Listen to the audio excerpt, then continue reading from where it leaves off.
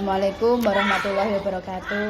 Waalaikumsalam warahmatullahi wabarakatuh. Ibu, izinkan saya di sini Siti Herlina, calon CPG angkatan 5 Kabupaten Bojonegoro. Di sini saya ingin meminta bantuan Ibu sebagai kepala sekolah saya terkait wawancara kasus-kasus dilema etika. Berkenankah Ibu? Ya, saya akan berkenan menjawab sesuai dengan apa yang Ibu tanyakan. Oh iya, terima kasih Ibu. Nah, ini ada pertanyaan yang pertama. Selama ini bagaimana Ibu dapat mengidentifikasi kasus-kasus yang merupakan dilema etika atau bujukan moral Ibu? Gini ya, Bu Lina. Saya analisis terlebih dahulu kasusnya seperti apa. Apakah kasus tersebut bertentangan dengan nilai-nilai kebijakan atau tidak? Contohnya, apabila dalam sebuah kasus pilihan yang ada adalah antara benar melawan benar, berarti itu termasuk dalam dilema etika. Iya ya. Atau dalam suatu kasus pilihan yang ada antara benar melawan salah, itu termasuk ke dalam bujukan moral. Itu yang dapat saya jawab. Baik Ibu, berarti pertama Ibu tadi itu caranya dianalisis Bu ya? Iya, dianalisis dulu bagaimana kasusnya tersebut. Betul. Nah, terima kasih Ibu. Sekarang yang selanjutnya, selama ini bagaimana Ibu menjalankan pengambilan keputusan di sekolah Ibu untuk kasus-kasus di mana ada dua kepentingan yang sama-sama benar atau sama-sama memiliki nilai kebajikan Ibu? Oh ya, gini Bu nggih. Iya. Saya sebagai kepala sekolah dalam mengambil keputusan, saya mengambil jalan musyawarah dengan rekan guru di sekolah. Iya. Tetapi Iya. apabila saya yang harus benar-benar memutuskan sendiri, Iya. saya juga harus mengedepankan kepentingan bersama, yaitu yang berpihak pada murid Bu. Ndak langsung gini, harus gini, ndak. Saya harus mengepentingkan mana yang lebih penting, yaitu kepada murid. Itu yang akan saya kedepankan. Iya. Baik Ibu, berarti tadi Ibu juga melakukan musyawarah, tetapi dalam musyawarah tersebut Ibu juga mengedepankan untuk kepentingan bersama. Nah, tentunya itu untuk kepentingan murid Bu Ibu ya? Iya, terima harus kasih. berpihak pada murid. Betul sekali. Nah, sekarang yang nomor selanjutnya, langkah-langkah atau prosedur seperti apa yang biasa Ibu lakukan selama ini? Oh, langkah-langkah atau prosedur yang akan saya lakukan selama ini, itu yang pertama, saya harus identifikasi terlebih dahulu masalah yang ada. Apa masalah yang akan saya pecahkan? Apa goal yang akan ingin saya capai? Ya, baik. Yang kedua, mengumpulkan informasi yang relevan dengan kasus tersebut. Kemudian yang ketiga, kita harus mencari solusi alternatif, karena dengan mencari solusi di awal mungkin bukan tindakan yang tepat. Yang keempat ya, mempertimbangkan bukti dan mengeliminasi opsi solusi alternatif tersebut. Baik. Selanjutnya, setelah kita mempertimbangkan bukti, baru kita akan membuat keputusan. Nah, keputusan itu kita ambil setelah mengeliminasi opsi solusi alternatif dan menemukan opsi yang paling sesuai. Itu menjadi keputusan yang akhir. Terus kemudian masih satu lagi Bu Lina ya. Setelah keputusan akhir, kita juga harus meninjau kembali atau melakukan refleksi dari keputusan yang sudah saya ambil. Tuh. Ya, baik Bu. Banyak sekali ya ternyata ya. Ya. Salah satunya Ibu tadi adalah mengeliminasi solusi alternatif dan juga meninjau kembali, begitu Bu ya. Setelah dieliminasi kita ya juga harus meninjau, tidak langsung membuat keputusan. Iya, terima kasih Ibu. Ada lagi? Sudah.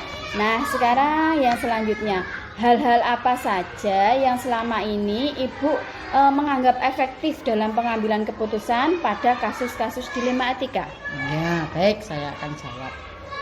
Yang pertama yaitu kita akan menganalisis resiko dari semua opsi alternatif. Ya, kita harus analisis dulu, nggih. Ya. Yang kedua, kita harus melakukan pendekatan dan berkomunikasi atau bermusyawarah dengan pihak-pihak yang terkait. Tuh. Nah, di sini Ibu tadi akan menganalisis resiko dan pendekatan komunikasi kepada pihak-pihak terkait. Adakah selama ini pihak-pihak terkait yang Ibu kaitkan atau ajak komunikasi tentang masalah misalkan di sekolah, itu siapa saja yang Ibu ajak komunikasi tersebut? Di sekolah ya kita mengajak stakeholder, misalkan di sekolah guru saya, terus misalkan senior saya, itu juga ada teman-teman yang lain. Kita putuskan bersama mana yang lebih baik untuk mengatasi resiko yang lebih baik gitu, Bu Lina. Ya, terima kasih Ibu.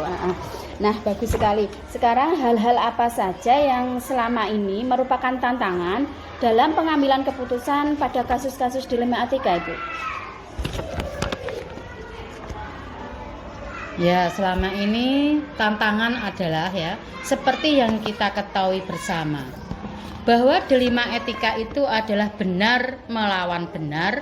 Tantangan pengambilan keputusan yang saya alami itu, apabila pihak yang sulit menerima keputusan itu, maka kita sebagai kepala sekolah mau tidak mau kan harus mengambil keputusan tersebut. Iya, betul sekali. Dengan mengacu berbagai pertimbangan untuk mencapai kesepakatan bersama. Jadi intinya walaupun mau tidak mau nggih, saya sebagai kepala sekolah ya harus bagaimana cara kita mengambil keputusan. Misalkan ujen ya Bu Lina, ya harus. Iya, betul sekali Bu ya. Tetap mengacu tapi ya. Iya, tetap mengacu. Iya, betul sekali. Nah, sekarang apakah Ibu itu memiliki sebuah tata kelola atau jadwal tertentu dalam sebuah penyelesaian masalah, dan apakah langsung menyelesaikan di tempat atau memiliki jadwal untuk menyelesaikan bentuk atau prosedur apa yang Ibu jalankan? Untuk ini saya tidak ada jadwal tertentu nggih.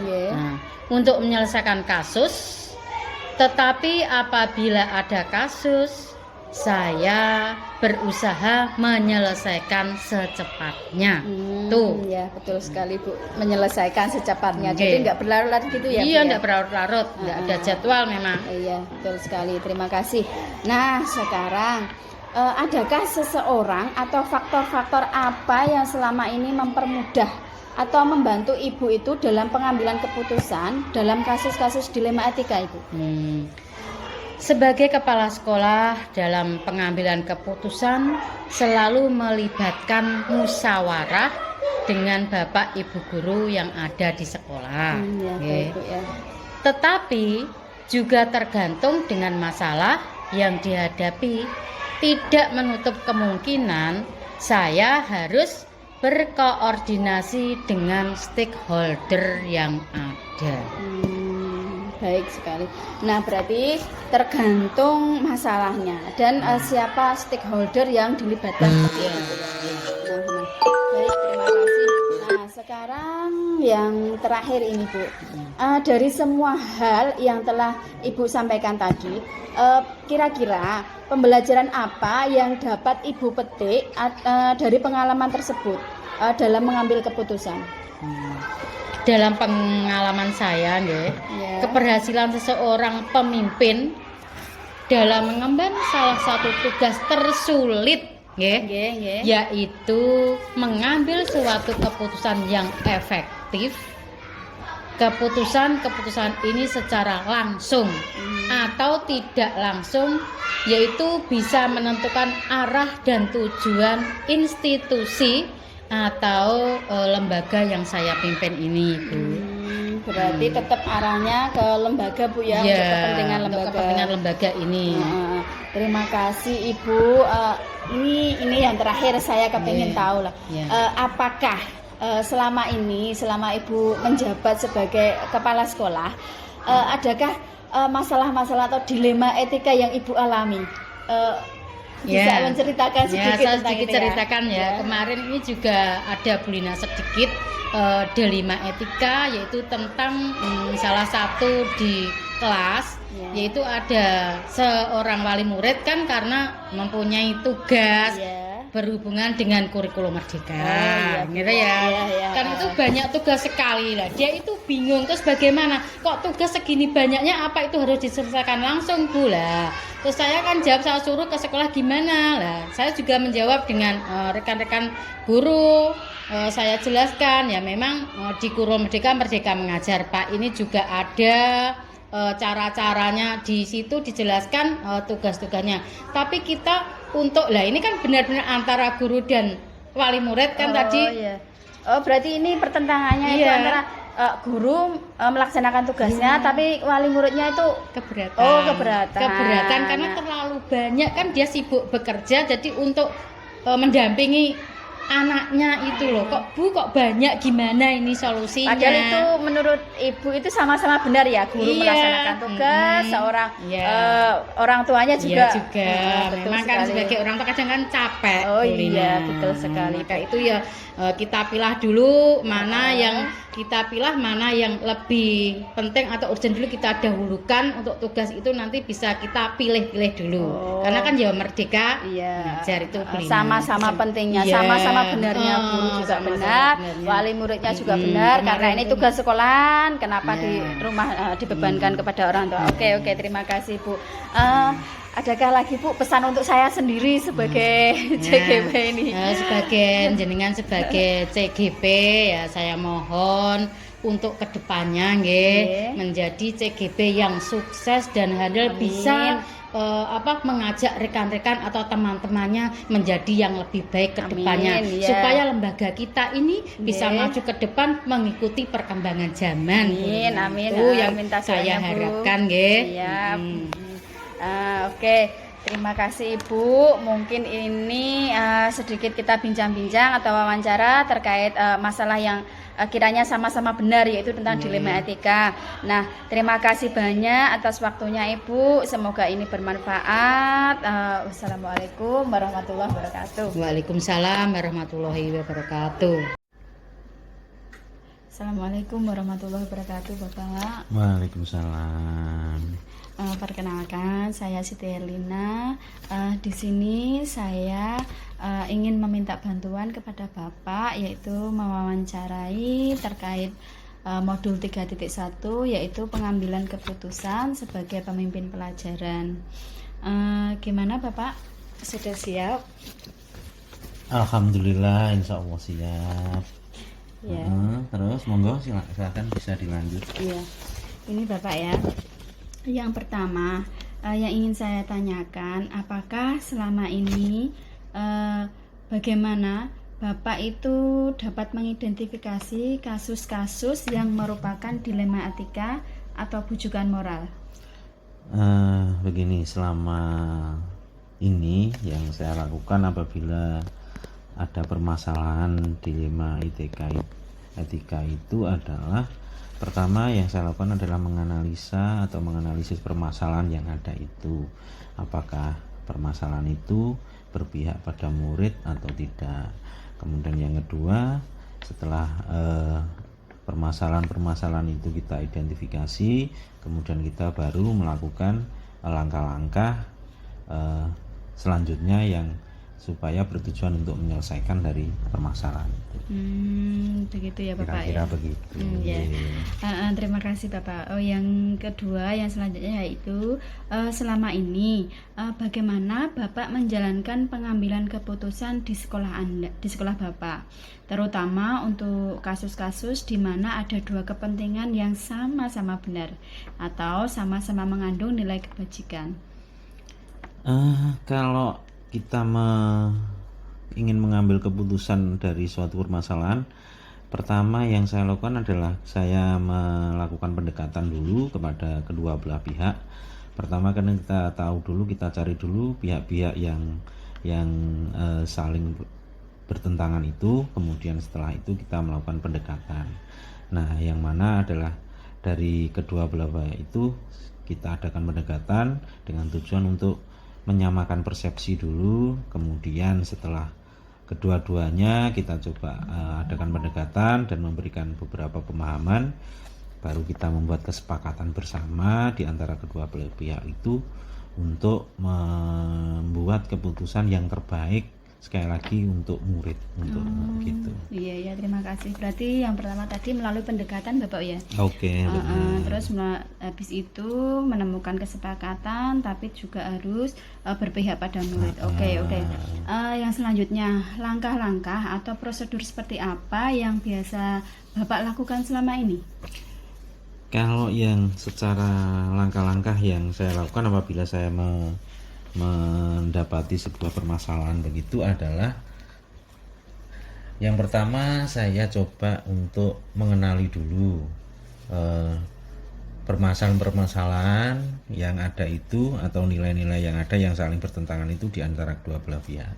Yang kedua, saya coba untuk menentukan atau menemukan siapa-siapa yang terlibat dalam kasus yang ada atau situasi yang ada saat itu. Yang ketiga, biasanya saya juga kemudian langsung berusaha untuk mencari fakta-fakta yang sudah ada atau mengumpulkan fakta-fakta yang relevan dengan situasi yang dipermasalahkan. Kemudian saya coba menganalisa yang mana yang kira-kira untuk melakukan pendekatan yang kita pakai yang benar atau yang salah, yang mana kemudian kita analisa. Setelah itu baru kita kemudian setidaknya saya juga melakukan pengujian secara pribadi antara benar atau salah atau benar lawan benar. Jadi kita coba menganalisa permasalahan di antara kedua belah pihak itu.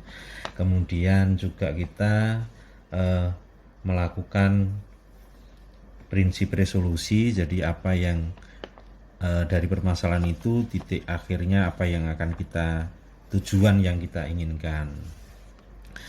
Kemudian selanjutnya adalah kita coba memberikan opsi-opsi di antara permasalahan itu, baru kemudian yang terakhir kita buat keputusan. Kemudian diakhiri dengan mengadakan refleksi setelah keputusan tadi diambil. Kira-kira begitu. Iya, baik Pak. Berarti yang terakhir tetap Bapak akan melakukan refleksi seperti itu Bapak ya? Iya, tetap harus ada refleksi setiap kita setelah melakukan sebuah keputusan. Jadi kita tahu apakah keputusan kita yang kita ambil itu bagaimana, hasilnya bagaimana, tetap kita harus melakukan refleksi. Baik. Terima kasih Bapak. Nah, sekarang hal-hal apa saja yang selama ini Bapak anggap efektif dalam pengambilan keputusan pada kasus-kasus dilema etika? Menurut Bapak apa ya? Yang paling efektif selama ini yang saya rasakan adalah dengan cara saya selalu mengadakan pendekatan dengan pihak-pihak yang terkait, kemudian kita bermusyawarah dan menentukan solusi terbaik dari permasalahan yang ada.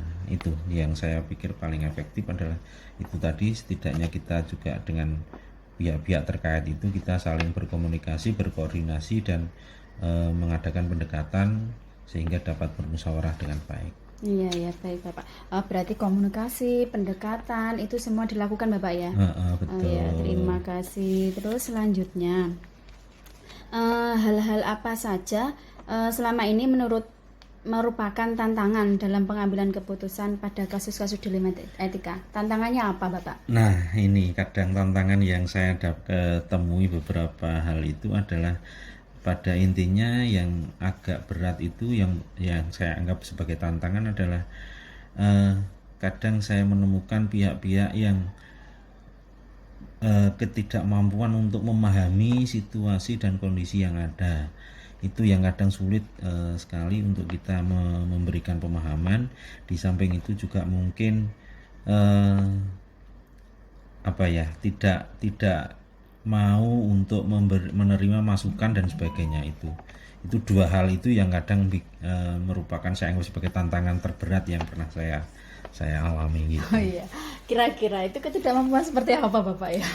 Ya, ketidakmampuan untuk memahami situasi, misalnya ada permasalahan tapi kita berikan masukan, saya ingin memberikan pemahaman situasi dan kondisi yang ada, tapi sepertinya kadang ada pihak-pihak yang tidak mau dan tidak mampu memahami situasi yang sebenarnya memang mendesak harus kita lakukan, tapi kadang itu ditolak karena memang tidak paham situasi seperti itu. Iya. Itu banyak Bapak ya seperti itu ya? Ya, sering juga ada seperti itu yang saya temui. Oke.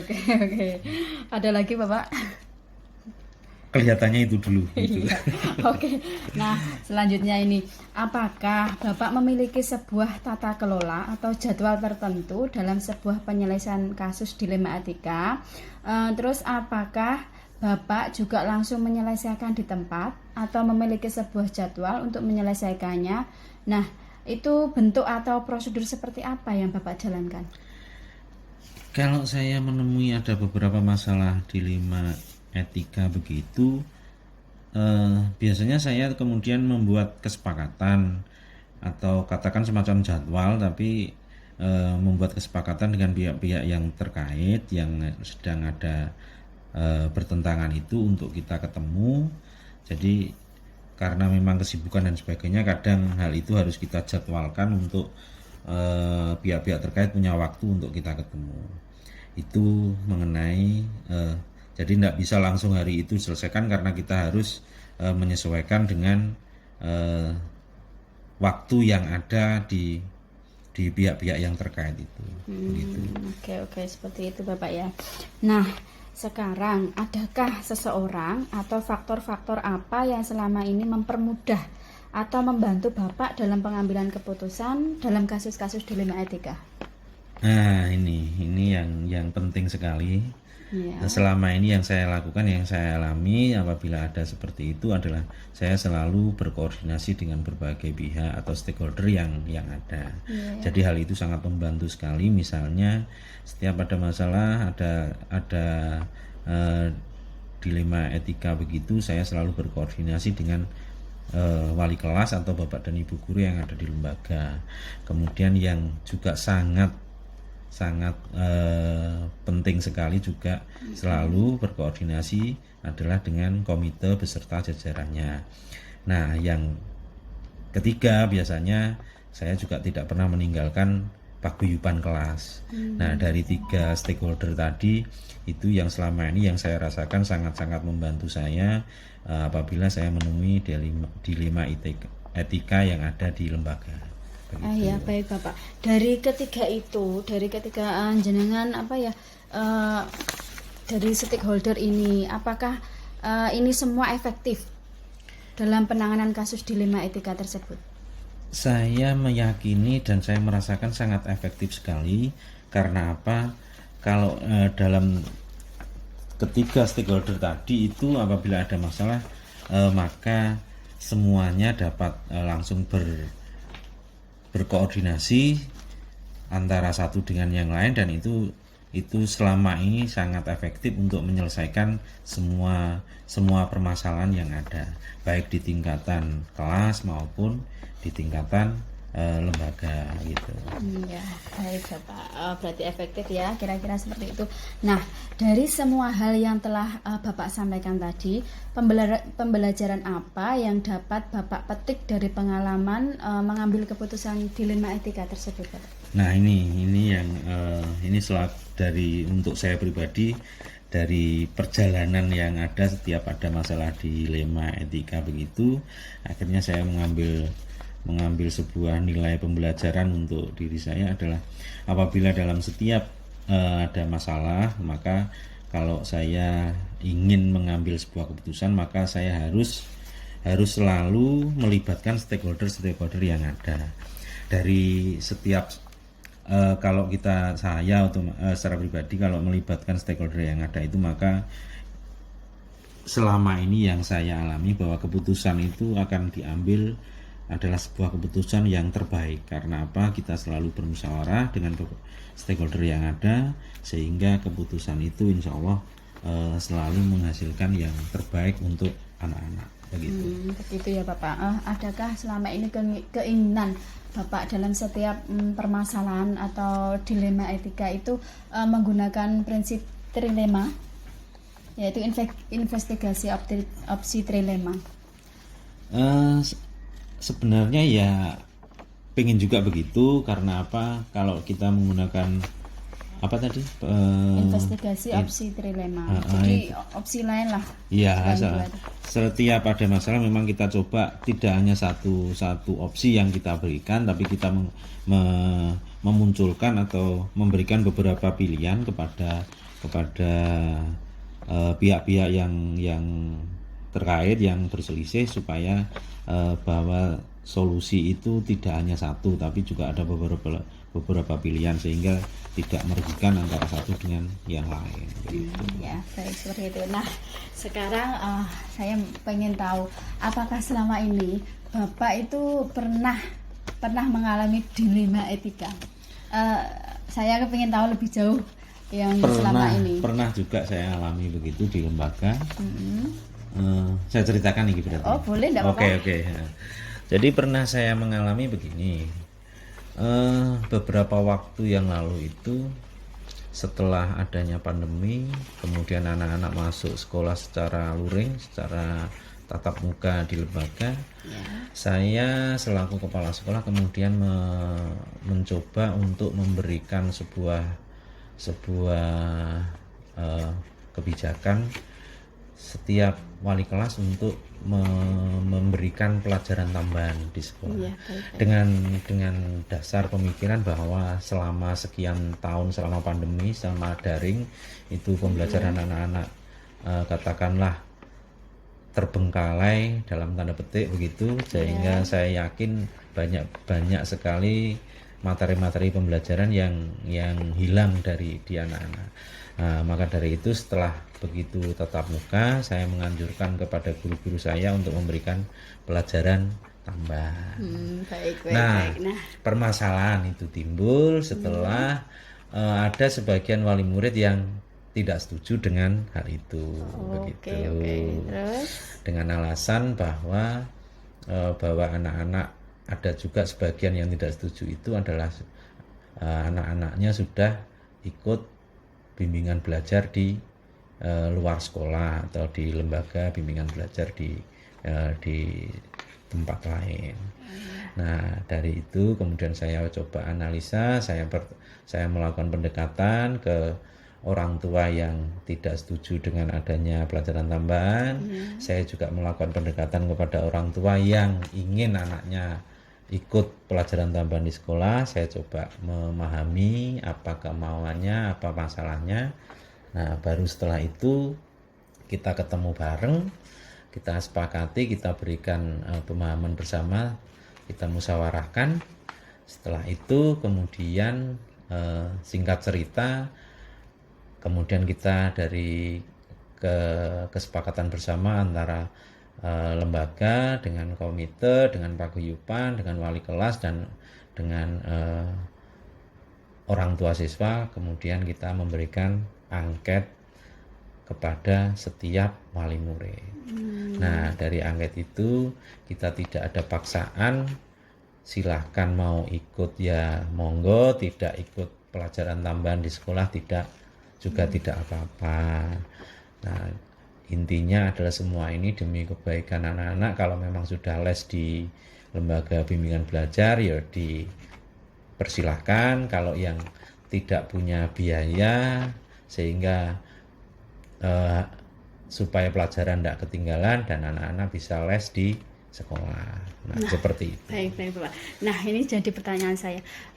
Sebenarnya itu dilema etikanya di mana ya Bapak tadi? Dilema etikanya Adakah gini ya, kalau Awal sebagian wali murid itu yang merasa ingin anaknya tetap les di sekolah itu bahwa memang ini hal yang baik karena anak-anak juga memberikan pelajaran tambahan di satu sisi. Kemudian yang kedua, yang setuju di sekolah itu merasa bahwa ini meringankan beban orang tua karena tidak harus les di luar lembaga. Itu alasannya. Ini saya anggap hal baik juga. Kemudian yang kedua, yang menolak itu juga tidak salah atau benar juga karena anaknya juga sudah les di lembaga bimbingan belajar di luar meskipun dengan berbiaya. Nah, sama-sama juga mendapatkan pelajaran tambahan. Cuma masalahnya memang kalau harus ikut di sekolah kan sudah tidak ada waktunya berbenturan. Jadi sama-sama benernya juga, tapi cuma berbenturan ndak harus ikut les di sekolah begitu. Iya, seperti itu ya Bapak. Wah, bagus sekali pengalamannya. Terima kasih Bapak. Mungkin lain waktu saya bisa berbincang-bincang lagi dengan Bapak terkait dilema etika. Adakah yang disampaikan lagi Bapak? Tambahan buat saya sendiri. Itu yang saya ceritakan tadi adalah apa yang pernah saya alami. Semoga itu semua tadi dapat menjadikan kita berhati-hati dalam mengambil keputusan di waktu-waktu yang akan datang. Nah, untuk Bu Lina sendiri, semoga dengan kita saling memberikan pengalaman begini, semoga dapat menjadi bekal untuk menjadi guru penggerak yang selalu lebih baik. Amin. Ya. Amin. Iya, terima kasih Bapak. Besok kita ketemu lagi, kapan-kapan kita konsultasi lagi. Terima kasih. Assalamualaikum warahmatullahi wabarakatuh. Waalaikumsalam warahmatullahi wabarakatuh. Assalamualaikum warahmatullahi wabarakatuh, Ibu. Waalaikumsalam warahmatullahi wabarakatuh. Nah, ini Bu, saya Siti Herlina, CPG Kabupaten Bojonegoro. Saya dari SDN Meuli Agung. Nah, di sini saya ingin mewawancari Ibu. Ini dengan Ibu siapa ya? Saya Bu Intama dari SDN Rambatan 1. Kebetulan saya kepala sekolah di sini. Oh iya, terima kasih Ibu. Ini saya mau sedikit mewawancarai Ibu, yaitu tentang dilema etika. Selama ini kasus-kasus yang menurut Ibu itu benar melawan benar Ibu. Saya kepingin tahu sedikit tentang hal tersebut. Bisakah saya mewawancarai Ibu? Bisa. Ya. Yang pertama di sini, apakah selama ini atau bagaimana Ibu itu dapat mengidentifikasi kasus-kasus yang merupakan dilema etika atau bujukan moral Ibu? Apabila kita menghadapi kasus yang termasuk dilema etika atau bujukan moral, maka saya akan berusaha untuk mengidentifikasi masalah tersebut, kemudian mengenali ciri-ciri kasus tersebut terlebih dahulu. Apakah kasus tersebut itu bertentangan antara nilai-nilai kebajikan, berarti kasus itu masuk pada dilema etika. Dan apabila kasus tersebut adalah pelanggaran moral atau kode etik, maka kasus itu masuk pada bujukan moral. Jadi pertama-tama yang saya lakukan adalah mengidentifikasi masalah tersebut. Oh iya, benar. Terima kasih Ibu. Berarti tadi Ibu akan mengidentifikasi dan mengenali ciri-cirinya tersebut, begitu ya? Iya, kita mengenali ciri-cirinya. Iya, terima kasih Ibu. Nah, sekarang untuk selanjutnya, selama ini bagaimana Ibu itu menjalankan pengambilan keputusan di sekolah Ibu? Ini untuk kasus-kasus di mana ada dua kepentingan yang sama-sama benar atau sama-sama memiliki nilai kebajikan Ibu. Apabila kita menghadapi kasus yang sama-sama benar, yang pertama saya lakukan adalah saya berkomunikasi terlebih dahulu dengan pihak-pihak yang terkait, bermusyawarah dengan Bapak Ibu guru di sekolah, kemudian juga meminta saran dan pendapat dari pengawas, kemudian kita musyawarahkan bersama-sama untuk mencapai mufakat dan mengambil keputusan secara bersama-sama. Nah, baik Bu. Berarti kalau gitu Ibu akan melakukan komunikasi dan musyawarah, terus minta saran kepada Bapak pengawas nggih? Iya. Iya. Terima kasih. Nah, sekarang ya pertanyaan selanjutnya Ibu. Nah, langkah-langkah atau prosedur seperti apa yang biasa Ibu lakukan selama ini? Yang pertama, kita pahami dulu kasusnya, ya. Apa masalah yang harus kita pecahkan, yang perlu kita pecahkan terlebih dahulu, kemudian nanti hasil akhir apa yang akan kita capai dengan menerapkan keputusan tersebut, kemudian kita juga akan mengukur kesuksesan dari hasil akhir yang telah kita terapkan tadi. Yang kedua, kemudian kita mencari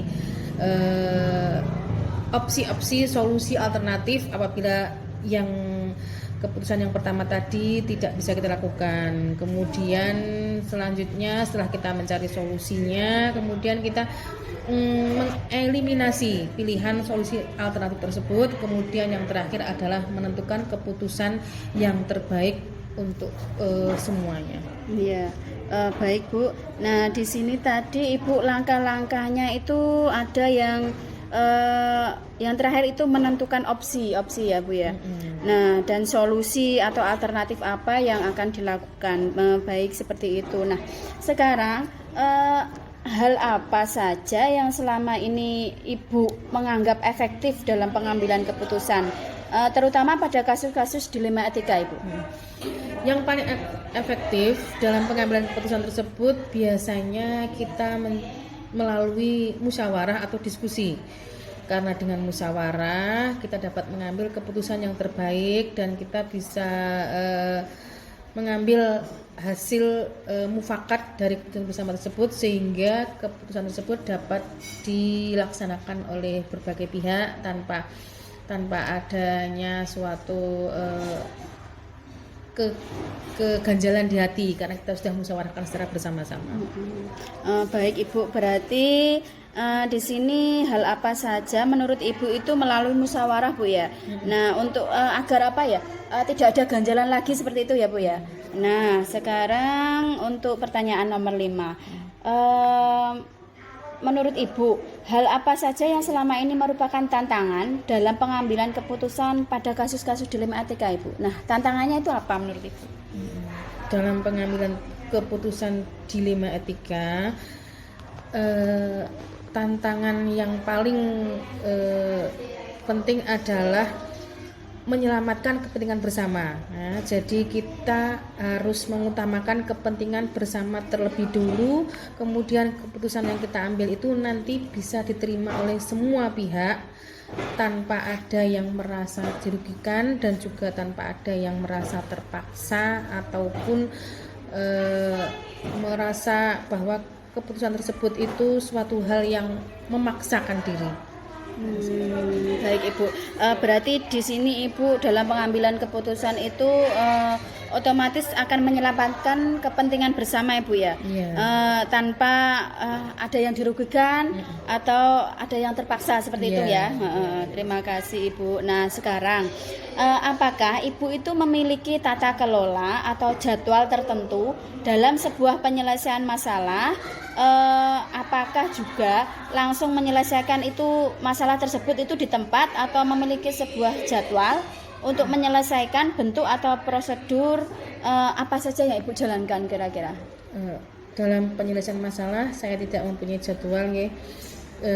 Apabila ada kasus ataupun masalah, saya langsung berusaha untuk menyelesaikan masalah tersebut agar tidak berlarut-larut, sehingga tidak membuat suasana yang tidak nyaman. Jadi apabila ada suatu masalah tetap langsung kita selesaikan agar situasi di sekolah tetap kondusif. Oh, baik-baik ya, seperti itu ya Bu. Berarti Ibu selama ini kalau ada masalah seperti itu tidak menjadwalkan, tapi langsung diselesaikan supaya tidak berlarut-larut, tidak menumpuk-numpuk gitu ya Bu ya. Terima kasih Ibu. Nah, sekarang yang selanjutnya, adakah seseorang atau faktor-faktor apa yang selama ini mempermudah atau membantu Ibu dalam pengambilan keputusan tentang dilema etika Ibu? Faktor-faktor yang mempermudah saya ya, kita dalam menyelesaikan masalah itu kita tetap bekerja sama. Iya. Bekerjasama dengan Bapak Ibu guru, dengan komite, dengan paguyuban kelas, kemudian juga dengan tokoh-tokoh masyarakat yang selama ini banyak membantu di sekolah. Jadi ada kalanya kita mengadakan rapat bersama untuk membahas kemungkinan masalah-masalah yang timbul di sekolah. Baik Bu, berarti Ibu di sini melakukan kerjasama, komite, paguyuban kelas, wali murid ya semuanya Ibu ya, untuk bekerja sama seperti itu. Nah sekarang untuk yang terakhir Ibu, dari semua hal yang telah disampaikan tadi, pembelajaran apa kiranya yang Ibu dapat dari pengalaman mengambil keputusan dilema etika Ibu? Pembelajaran yang dapat kita ambil yang pertama adalah kita menjadi lebih bijaksana, kemudian lebih terbuka dalam saran, usul ataupun kritik dari wali murid, dari teman-teman guru, agar nantinya kita bisa mengambil keputusan lebih memihak kepada kepentingan bersama. Oh iya.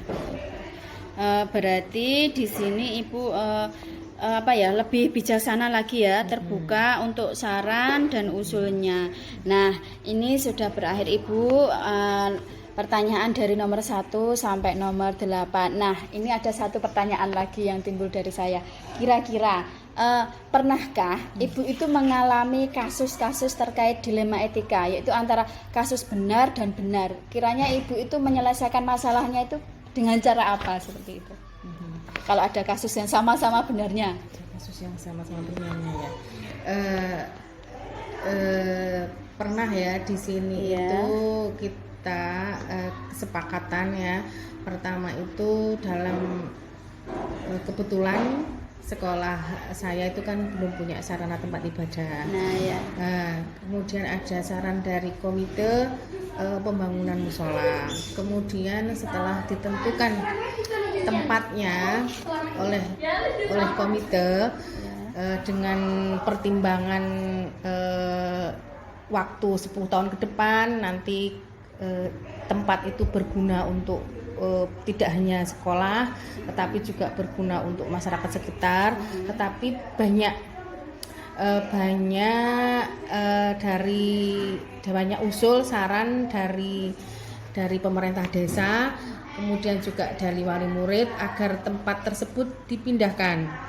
Seperti itu. Akhirnya karena agar tidak terjadi semacam perselisihan antara komite kemudian dengan pemerintah desa. Akhirnya kemudian saya mengundang komite, mengundang pemerintah desa, mengundang tokoh masyarakat, juga mengundang paguyuban untuk menentukan tempat yang tepat di mana musyawarah tersebut dibangun. Akhirnya setelah diadakan musyawarah dan diskusi, akhirnya disepakati tempat yang diinginkan oleh semua pihak.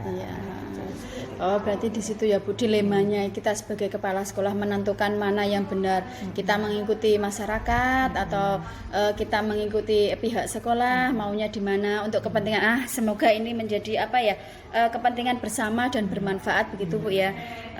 Terima kasih Ibu. Maafkan saya jika dalam kegiatan wawancara ini saya ada yang salah.